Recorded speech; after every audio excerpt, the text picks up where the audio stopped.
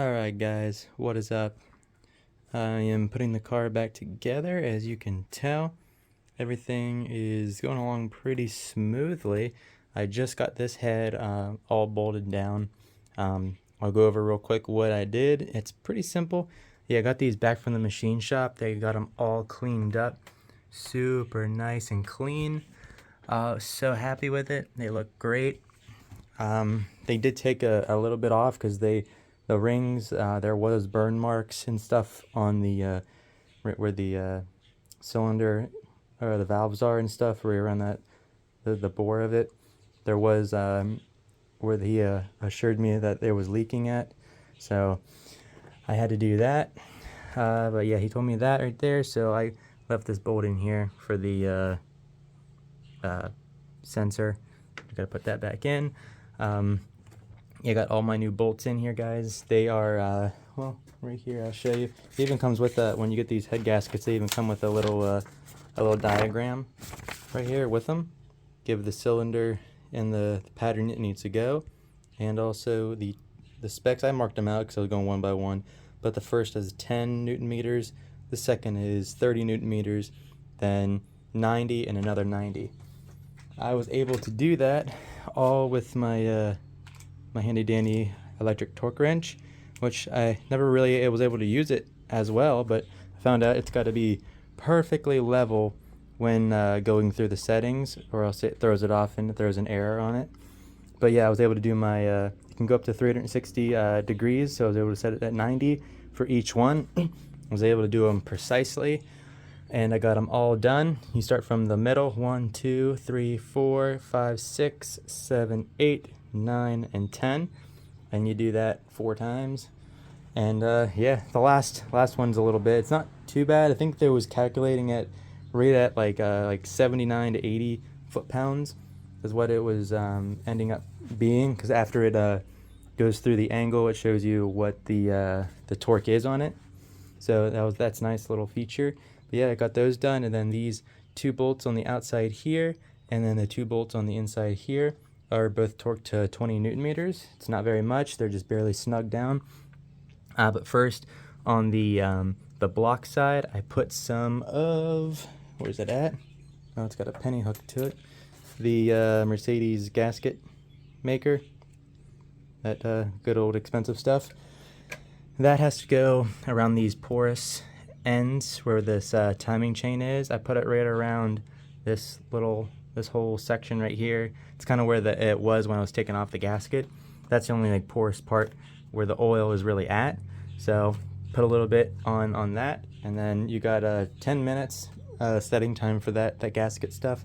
So it's kind of a quick process, but once you get that first second torque pattern done, you're pretty solid. And then yeah, that's pretty much it. Just make sure you don't pinch your wires or anything like that in there. And then yeah, this thing went in super simple. So got that. I got all my other bolts getting ready to go together.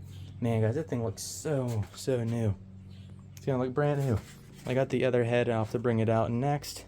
But I was cleaning up these again. All these ends. These aren't. It's not gasket material from the old head gaskets. This is just like the discoloration of the aluminum at this point. Because I even took a razor blade going backwards very slowly. I didn't gouge or scratch anything.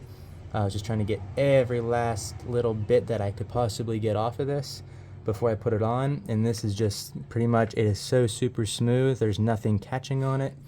I cleaned everything off four times. Blew out each of these holes for as much oil as I can get out of them with an air compressor, and then cleaned up everything again, cleaned on the insides of each cylinder.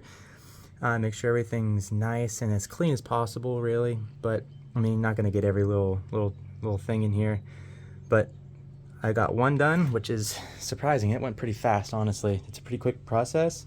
And then I just got to put on each of these cams and cam bridges. I got to clean off these. I got to wipe them all off real good before I do anything.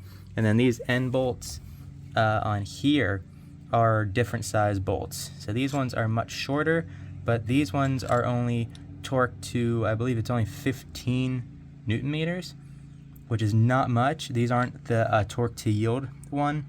these end bolts, but all of these are torque to yield, these long bolts. So keep that in mind in case my Mercedes guy, well, the dealer said that they were, every single bolt was exactly the same, so he ordered me like 40 of them, and then ended up, I was like, oh wait, these are different size. So looked up on the online, the spec sheet and stuff, so these aren't a torque to yield as far as I can tell, because they're only torqued to just one number, and then there's no other like 90-degree turn off of that. So I'm gonna go ahead and reuse those so I don't have to go back and get more. But yeah guys, that's this is the process so far. We're getting close, getting back ready to get this thing back on the road again. Yeah, I was pretty much right guys about this. So as long as your 40-degree mark is on line and your first cylinder is after top dead center, right where it is supposed to be by the book, that it does not matter where these cams are, these gears are pointing to. You can put your cams back in, put your cam holder on it, and then after you put the cam holder on it, that is exactly where your cam needs to be. So therefore you can move this cam gear wherever it needs to be. Just kind of make it loose a little bit more and get the chain around it a little bit and move it to where it needs to meet exactly. And that way you are perfectly in timing. That is in timing exactly where it needs to be. Nothing is moved. So all I have to do is adjust those cam gears just a little bit until they fall just into place, and we are golden. And then we can get one more step closer to getting this thing running again. I do have this stuff right here, Ultra Slick assembly lube. So I'm gonna use that. I gotta put that on my cams. I gotta put a little bit on each one of these springs inside of here for the seats and stuff to make sure they're all nice and oiled up on initial startup here. And then after that, we'll get her start getting things buttoned back up here. It'll take a little bit of time to do the cam bridges, the bolts, because that's another 3-4 stage thing, ordeal that's going to be way more complex than doing the head studs. So much more complex. So I got to take my extra time. I got to mark each one of those down so I don't mix up anything. I'm trying not to, but that's it for right now guys. I'm back. The car is pretty much done. Both heads on, cam bridges on, chains are on, the gears are on, all the bolts are torqued to spec. I still have to I gotta torque these the bolts to the cam gears themselves.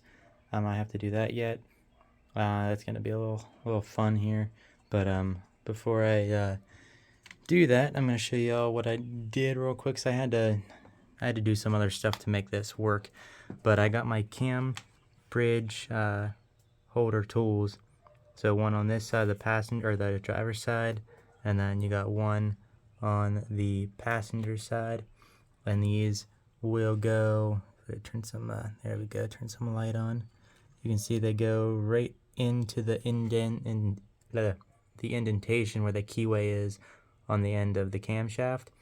So this tool will go into that portion of it behind the gear, and your gear will have one that will go into the rest of the way to hold on. Likewise this side as well.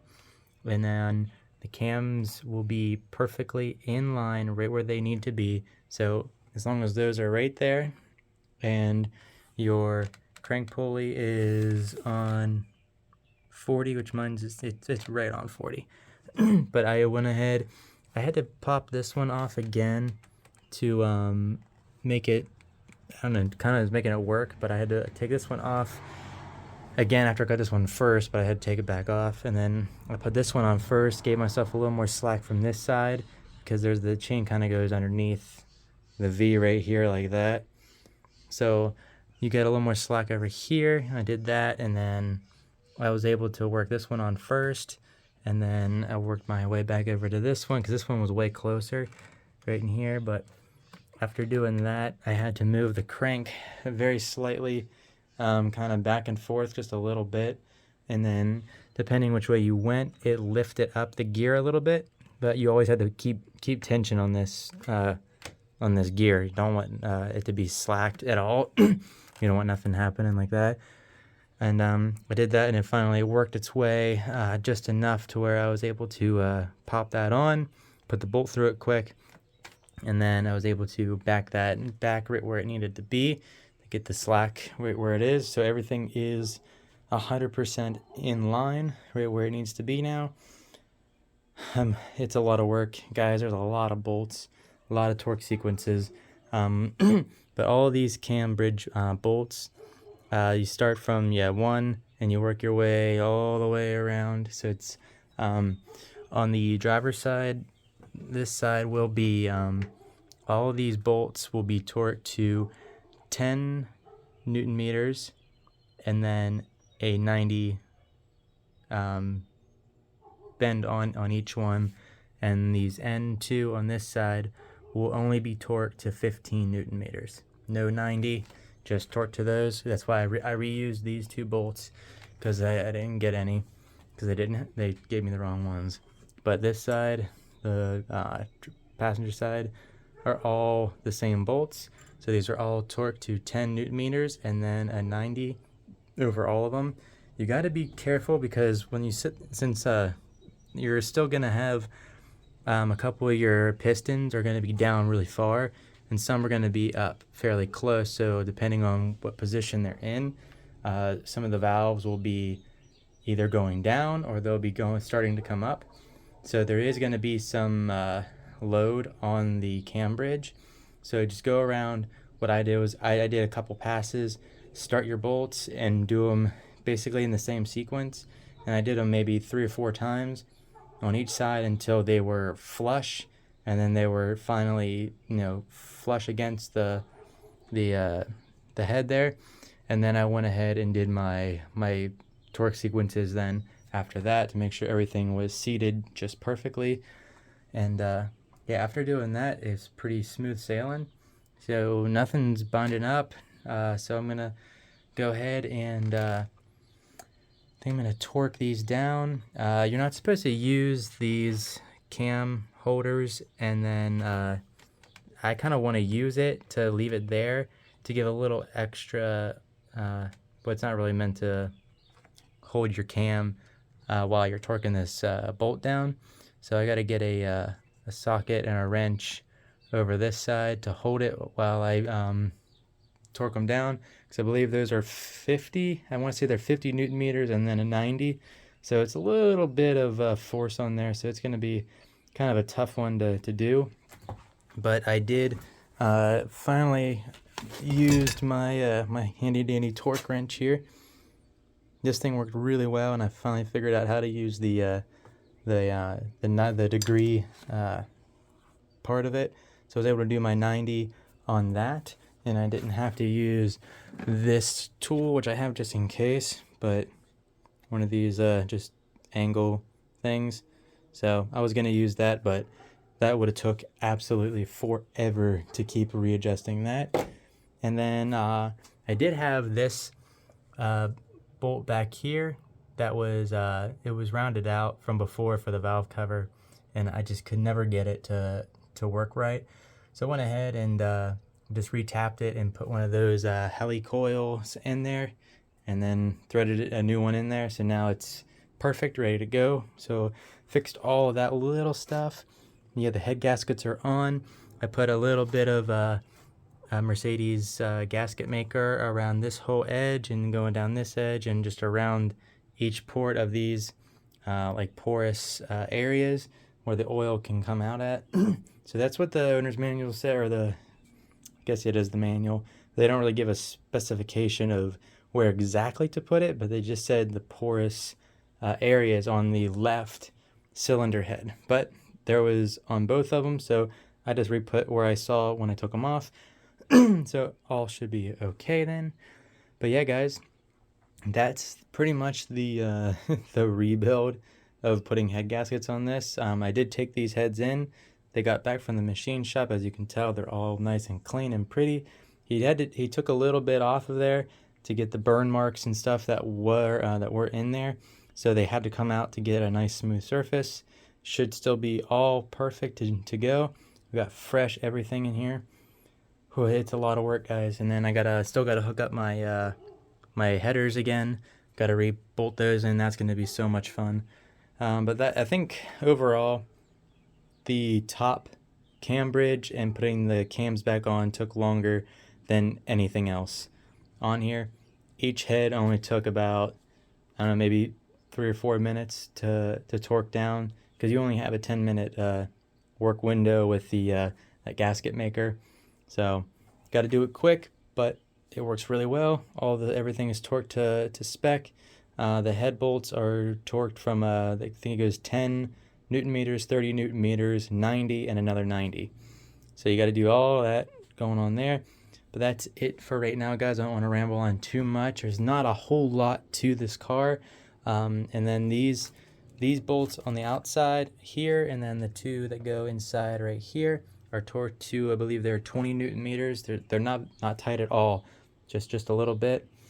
But that's pretty much it, guys. I just got to put my housing back on. I got my filter ready to go. I have to put my belt wrap kit back on because I had to take that off to look down here a little bit easier.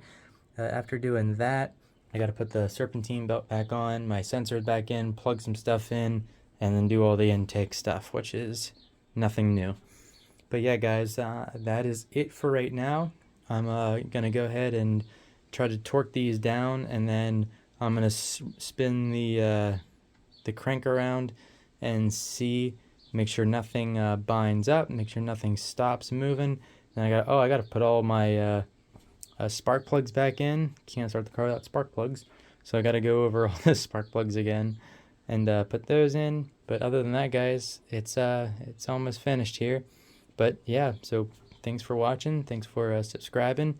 We'll get a startup video here eventually, hopefully probably tomorrow maybe.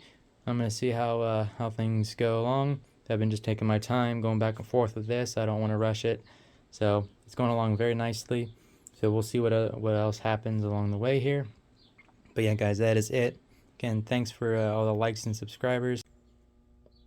Alright, guys, I got this the camera set up. The car is all completed. As you can see, it's together.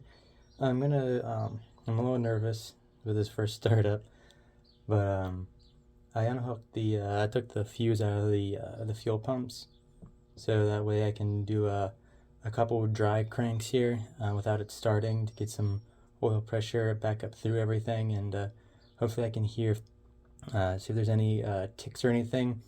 But like the manual says, I went around probably, I don't know, a dozen times or so, cranked the engine over and over with the heads on, the cams in, everything, and I didn't hear anything out of the normal. I could hear the pickup tube, like the oil kind of sloshing, wanting to come up the tubes, but that was it. And then after I rotated the whole engine once more and put it back up to that 40 degrees after top dead center, and if everything is in perfect sync, then the cams will be right where they need to be, and you can re-put your cam holders, and if those slide in perfectly on both sides, you are okie dokie. So I did that and they fell in perfectly, so we're gonna give this a shot and see what happens here. If no noises or anything, then I'll go ahead and start it up. Let me plug this tube back in right here. I saw that tube. Go over real quick. Everything's plugged in. Alright, I think everything is on. Alright, here we go.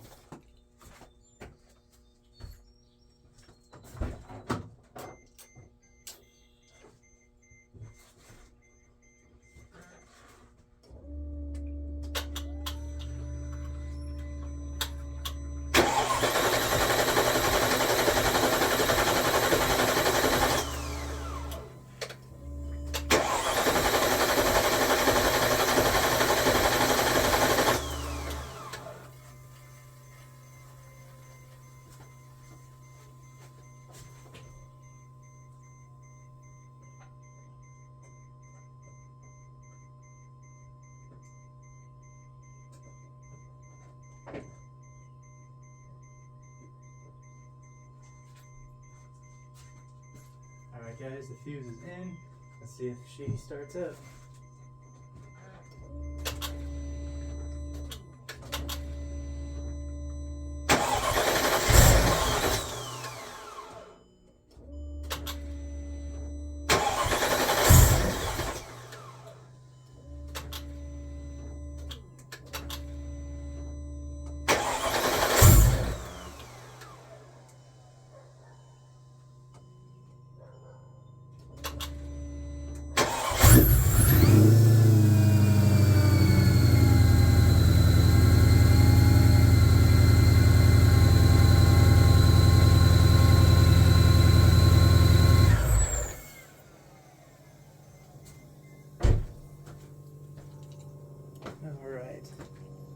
Alright guys, so let's check around here. Let's pick up the camera. I don't have any coolant in the system, that's why I didn't let it run for just nothing more than a few seconds. I wanted to be sure there was no leaks in the, you know, the pistons didn't hit the valves, but overall, I don't smell any gas. I don't smell any E85s, so that's a good thing. So we will go ahead and fill this baby up, and we'll be right back. Alright guys, I'm letting this thingy fill up here. Still letting it, I filled it up pretty high, but it's gonna let it gurgle. You can tell there's a lot of air in the system still.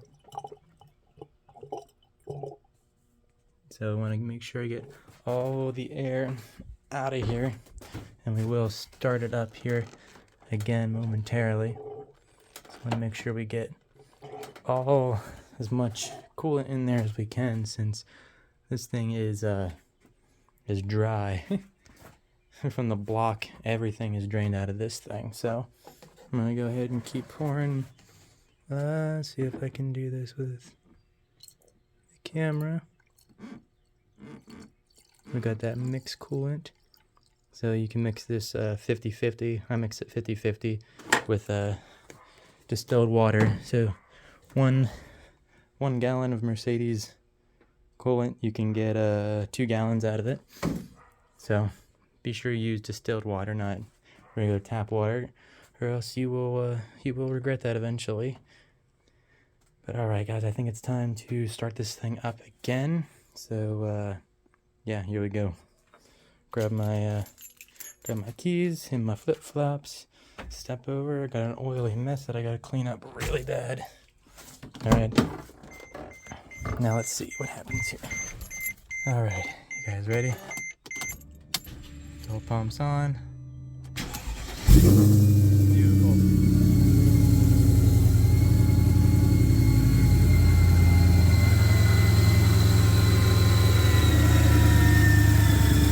Well, let's hurry up and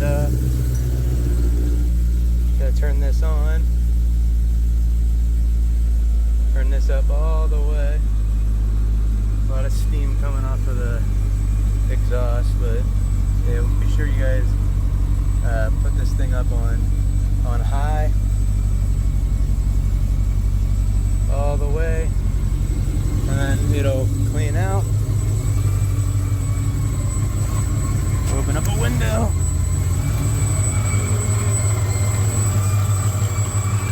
Let this thing warm up a little bit. Nice and steamy. Got a lot of oil residue on the headers. But yeah guys, this is it for right now. I'm gonna go ahead and keep bleeding this. This will take probably 15 minutes or so, 20 minutes. Be sure to cycle it through the HVAC system.